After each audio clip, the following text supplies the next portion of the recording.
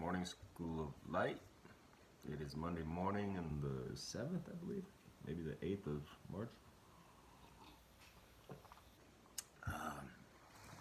Good morning to you guys. We are in First Chronicles, chapter 21. And as a reminder, School of Light is a nonprofit correspondence Bible study or in the mail Bible study courses that are doctrinally sound, offered in multiple languages, sent to you free of charge.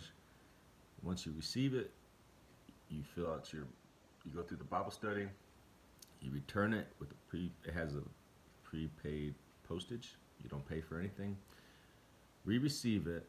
Our lady who grades it, records it, and sends you out the next one in its series. So, if you like a Bible study, let me know.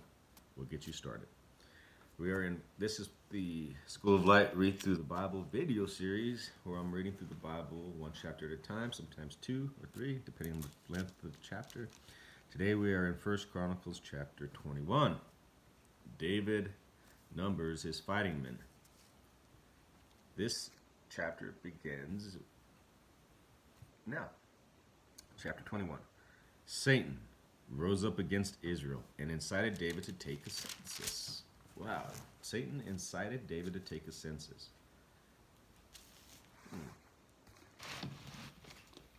Take a census of Israel. So David said to Joab and the commanders of the troops, "Go and count the Israelites from Beersheba to Dan. Then report back to me, so that I may know how many there are."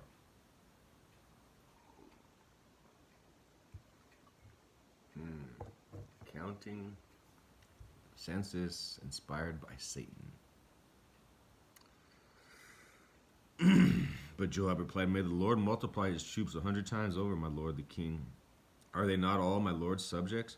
Why does my lord want to do this? Why should he bring guilt on Israel?" The king's word, however, overruled Joab. So Joab left and went throughout Israel and came back to Jerusalem. Joab reported that the number of the fighting men to David. In all of Israel, there were 1,100,000 men who could handle a sword, including 470,000 in Judah. But Joab did not include Levi and Benjamin in the numbering because the king's command was repulsive to him. This command was also evil in the sight of God. So he punished Israel. Counting your people, repulsive in the sight of God.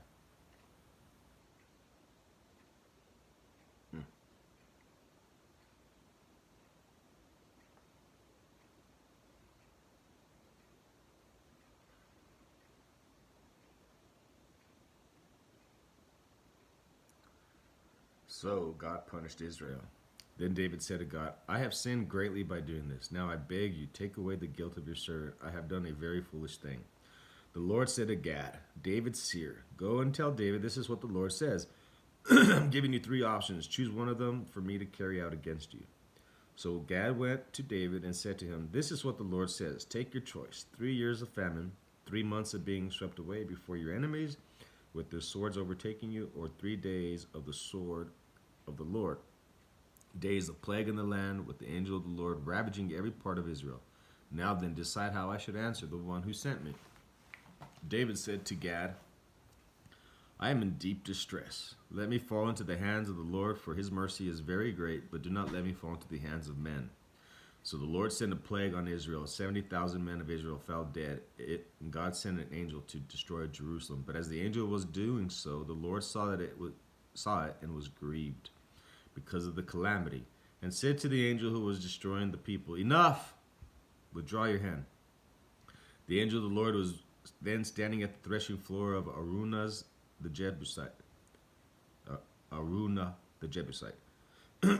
David looked up and saw the angel of the Lord standing between heaven and earth, with a drawn sword in his hand, extended over Jerusalem. Then David and the elders, clothed in sackcloth, fell face down. David said to God, "Was it not I who ordered the fighting men to be counted? I am the one who has sinned and done wrong. These are but sheep. What have you done, O Lord my God? Let your hand fall upon me and my family, but do not let this plague remain on your people." Then the angel of the Lord ordered Gad to tell David to go up and build an altar to the Lord on the threshing floor of Araunah the Jebusite. So David went up in obedience to the word that Gad had spoken in the name of the Lord. While Araunah was threshing wheat, he turned and saw the angel. His 4 sons were with him, hid themselves. Then David approached, and when Araunah looked and saw him, he left the threshing floor and bowed down before David with his face to the ground. David said to him, "Let me have the site of your threshing floor, so I can build an altar to the Lord, that the plague of the people may be stopped. Sell it to me at the full price." Araunah said to David, "Take it. Let my lord the king do whatever pleases him. Look, I will give the ox for the burnt offering, the threshing sledges for the wood, and the wheat for the grain offering. I will give all this." But King David replied to Araunah, "No, I insist on paying the full price. I will not take it for the Lord what is yours, or sacrifice a burnt offering that cost me nothing." So David paid Araunah 600 shekels of gold for the site. David built an altar to the Lord there and sacrificed burnt offerings and fellowship offerings. He called on the Lord, and the Lord answered him with fire from heaven on the altar of burnt offering.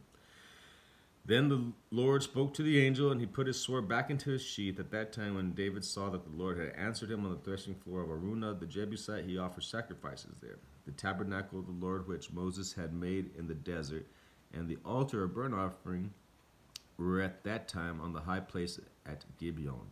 But David could not go before it to inquire of God, because he was afraid of the sword of the angel of the Lord.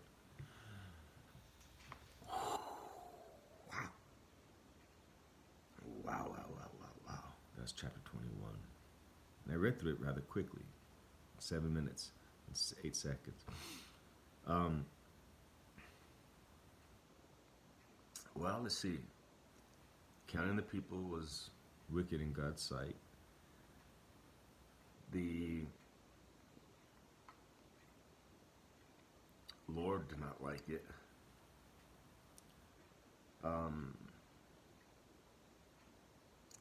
And then Joab even realized that it was wrong, and he didn't include in the numbers from the tribe of Reuben, I think, and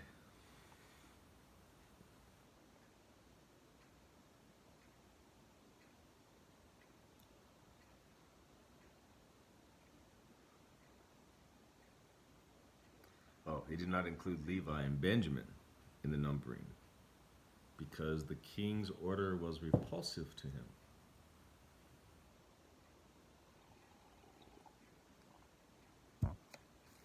See, if we could only have God rule again instead of man. Man is such a disappointment. Oh my God. Man leading nations, governments. Such a disappointment. Literally, if there was an animal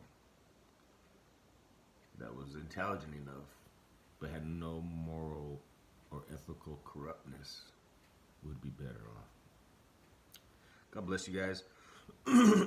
Hope this chapter brings some kind of illumination to you. I didn't go into too much trying to break it down, other than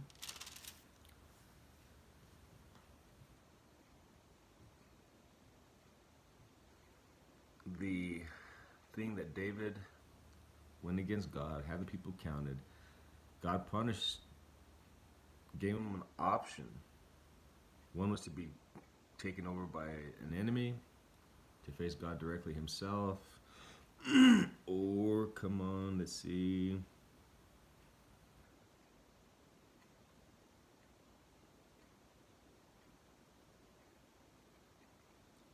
This is pretty. Look, David looked up and saw an angel of the Lord standing between heaven and earth with a drawn sword in his hand extended over Jerusalem.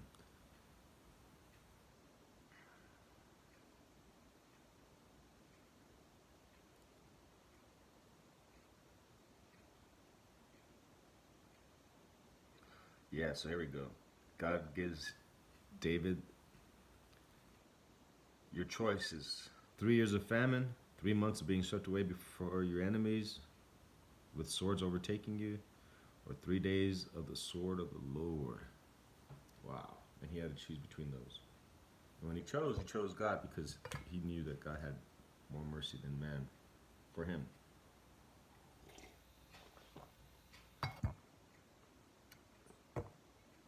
I love you guys. God bless.